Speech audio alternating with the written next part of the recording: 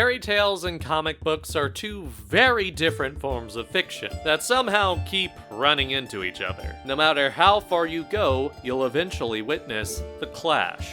Like the Queen of Fables from DC, Batman's Wonderland Gang, or even a Golden Age superhero who calls himself the Mad Hatter. But character references are one thing. What about entire publishing lines in comics dedicated to fairy tales? I'm not just talking about comics based on Disney movies. We've got Castle Waiting, Far Out Fairy Tales, Fables, the entire Zenescope Entertainment catalog, Marvel fairy tales, and that's just the tip of the iceberg. But very recently, this iceberg added a new shiny frosty piece to its collection of fairy tale comics, with today's sponsor, Lifeline Comics EverAfterverse. Woo! Yep, that's right. This is our first sponsored video. Now, before you jump to any conclusions, I was actually interested in these comics from the start, and I heavily considered doing a video on Witches of Oz, which is basically Wicked but gayer.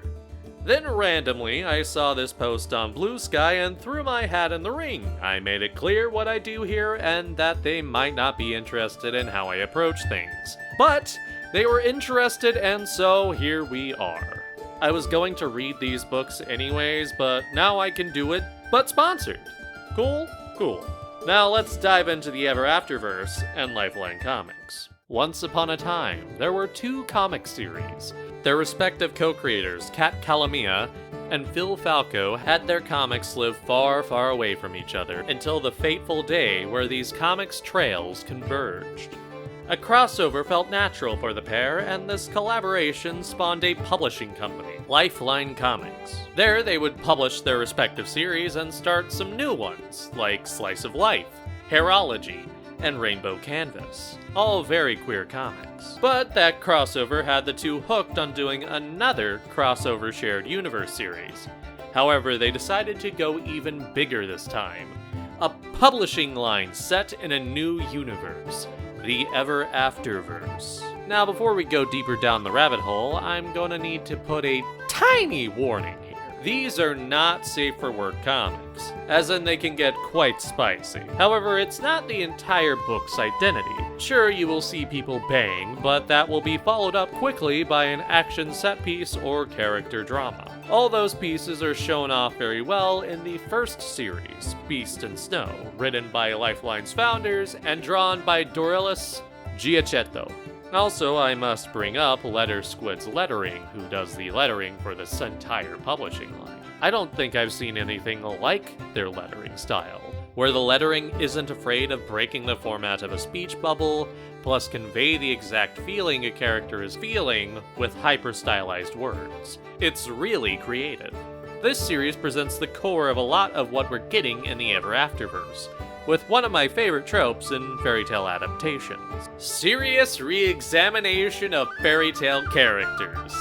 It's why I love the Puss in Boots movies and a good amount of Disney movies. In Beast and Snow's case, we ask, why is Snow White called Snow White? How did she wake up? What actually motivates the evil queen? Doesn't the Beast in Beauty and the Beast kinda sound like a werewolf situation? The answers are because she's a vampire and very pale.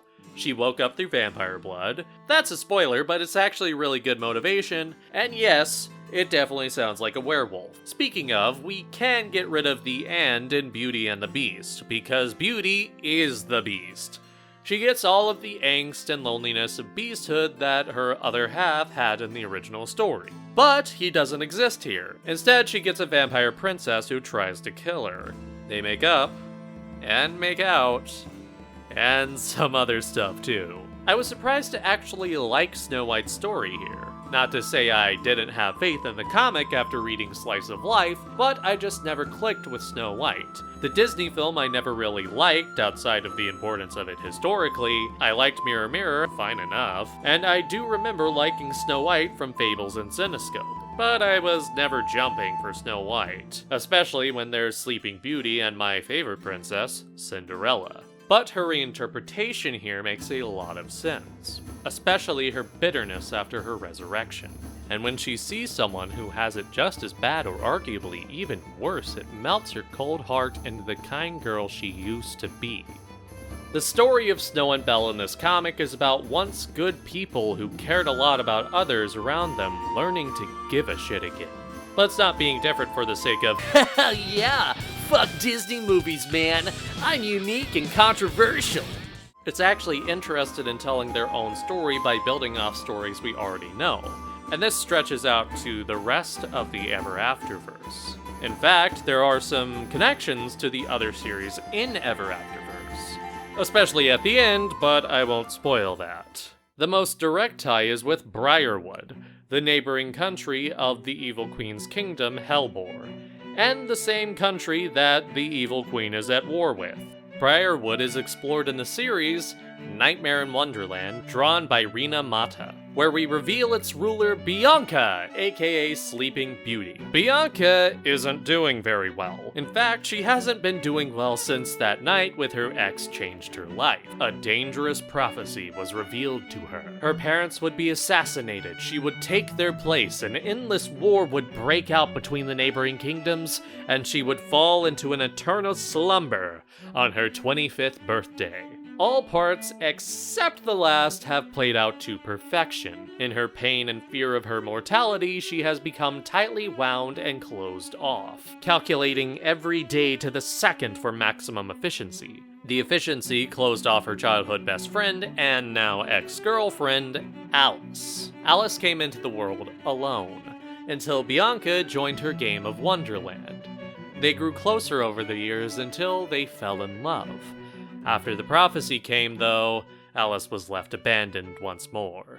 So she became a bounty hunter, but the two scorned lovers would re-embrace on Bianca's 25th birthday.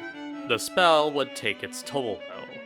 Bianca became comatose, and strangely, Alice was also affected by this spell, resulting in the exes falling into a twisted wonderland, and leaving Bianca's optimistic, carefree brother, Philip, in charge of the kingdom.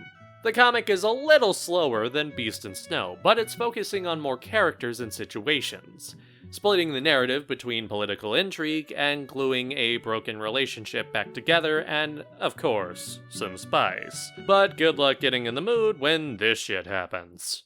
Now, I'll be honest, I didn't vibe with this one as much, but if this is your thing, go right ahead.